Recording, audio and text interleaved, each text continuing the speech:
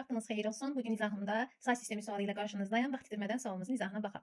Sualda bizə deyilir ki, 8 üstü 2n üstə gələk 4 üstü 2n üstə gələk 2 üstü 5 onluq ədədini ikili say sisteminə çevirdikdə sıfırların sayını n şəklində göstərin. Gəlin baxaq. İlk öncə nə edirik? İlk öncə verilən bu onluq say sistemində açılışı verilmiş ədədi gəlin çevirək ikilik say sisteminə, yəni 2-nin qüvvətləri şəklində göstərsək. Biz 8-i 2-nin qüvvəti şəklində göstərsək, 2 üstü 3 üstü 2n üstə gələk 2 üstü 2 üstü 2n üstə gələk 2 üstü 5. Edəcək 2 üstü 6n, üstə gələk 2 üstü 4n, üstə gələk 2 üstü 5. Ümumi n şəklində göstəriləndə baxın. Gəlin birinci tapaq görək neçə rəqəmli ədəddir. Yəni bu ədədimizi biz ikilik say sisteminə təsvir etsək, bu neçə rəqəmli ədəd olacaq? Ən böyük qüvvətə görə baxırıq. Ən böyük qüvvətimiz 2 üstü 6, 6n olandır. Deməli bizim ümumi ədədimiz 6n üstə gələk 1 rəqəmlidir. 6n üstə gələk 1 rəqəmlidir. Niyə? Məsələn, tutaq ki biz yazırıq ki 2 üstü n.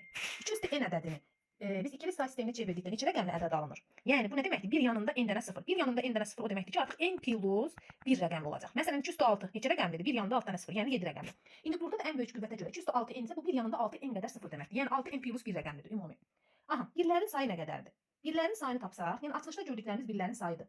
1, 2, 3. 3 dənə 1 var. Birlərin sayı 3 dənə. Bizdən soruşur ki, sıfırların sayını n şəklində göstər. Sıfırların sayı isə, sıfırların sayı ümumi rəqəmdən biz birlərin sayını çıxsaq sıfırların sayını tapmış olarıq. 6n üstə gələk 1-dən çıxsaq 3-ünü, qalacaq 6n çıx 2.